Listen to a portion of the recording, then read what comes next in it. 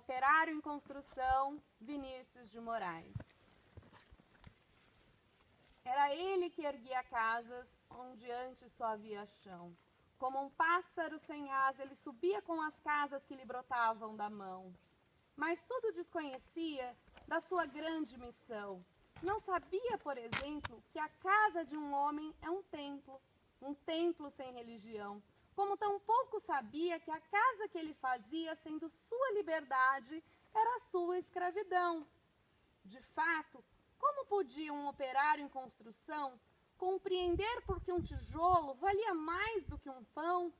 Tijolos ele empilhava, com pá, cimento e esquadra, enquanto o pão ele o comia.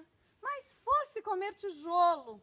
E assim o operário ia, com suor e com cimento, erguendo uma casa ali, adiante um apartamento, além uma igreja, à frente um quartel e uma prisão. Prisão de que ele sofreria, não fosse eventualmente um operário em construção.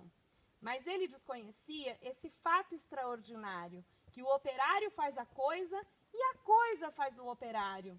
De forma que certo dia, à mesa, ao cortar o pão, o operário foi tomado de súbita emoção, ao constatar assombrado que tudo naquela mesa, garrafa, prato, facão, era ele quem os fazia. Ele, um humilde operário, um operário em construção. Olhou em torno, gamela, barranco, enxerga, caldeirão, vidro, parede, janela, casa, cidade, nação, tudo que existia, era ele quem o fazia. Ele, um humilde operário, um operário que sabia exercer a profissão. Ah, homens de pensamento, não quereis saber nunca o quanto aquele humilde operário soube naquele momento. Naquela casa vazia que ele mesmo levantara, um mundo novo nascia, de que sequer suspeitava. O operário emocionado olhou sua própria mão, sua rude mão de operário e construção. E olhando bem para ela, teve um segundo a impressão de que não havia no mundo coisa que fosse mais bela. Foi dentro da compreensão deste instante solitário que tal sua construção cresceu também o operário. Cresceu em alto e profundo, em largo e no coração, e como tudo que cresce, ele não cresce em vão. Pois além do que sabia exercer a profissão, o operário adquiriu uma nova dimensão, a dimensão da poesia. E um fato novo se viu, que a todos admirava. O que o operário dizia, outro operário escutava. E foi assim que o operário, do edifício em construção, que sempre dizia sim, começou a dizer não. E aprendeu a notar coisas a que não dava atenção. Notou que a sua marmita era o prato do patrão, que sua cerveja preta era o uísque do patrão, que seu macacão de Zuarte era o terno do patrão, que o casebre onde morava era a mansão do patrão, que seus 2 pés andarilhos eram as rodas do patrão, que a dureza do seu dia era a noite do patrão, que sua imensa fadiga era amiga do patrão. E o operário disse não, e o operário fez-se forte na sua resolução.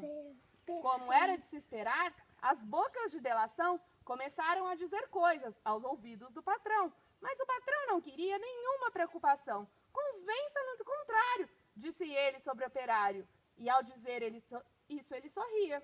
Dia seguinte, o operário, ao sair da construção, viu-se súbito cercado dos homens da delação e sofreu por destinado sua primeira agressão. Teve seu rosto cuspido, teve seu braço quebrado, mas quando foi perguntado, o operário disse não. Em vão sofrer o operário sua primeira agressão. Muitas outras se seguiram, muitas outras seguirão. Porém, por imprescindível ao edifício em construção, seu trabalho prosseguia e todo o seu sofrimento misturava-se ao cimento da construção que crescia. Sentindo que a violência não dobraria o operário, um dia tentou o patrão dobrá-lo de modo vário, de sorte que foi levado ao alto da construção e, apontando ao operário, fez essa declaração: dar-te-ei todo esse poder e a sua satisfação, porque a mim foi me entregue, e dou-te a quem bem quiser. Dou-te tempo de lazer, dou-te tempo de mulher. Portanto, tudo que vês será teu, se tu me adorares, e ainda mais se abandonares o que te faz dizer não. Disse e fitou o operário, que olhava o que refletia, mas o que via o operário, o patrão nunca veria. O operário via as casas e dentro das estruturas via coisas, objetos, produtos, manufaturas. Via tudo que fazia um lucro do seu patrão. E em cada coisa que via, misteriosamente havia a marca de sua mão. E o operário disse: não! Loucura! Gritou o patrão. Não vês o que te dou? Mentira! Disse o operário. Não podes dar-me o que é meu. E um grande silêncio fez-se dentro do seu coração.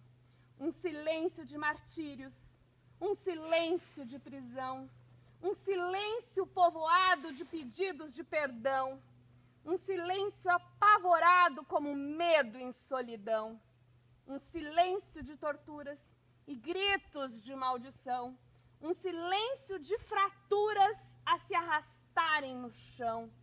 E o operário ouviu a voz de todos os seus irmãos que morreram por outros que viverão. Uma esperança sincera cresceu no seu coração e dentro da tarde mansa agigantou-se a razão de um homem pobre e esquecido, razão porque fizera o operário construído em operário em construção.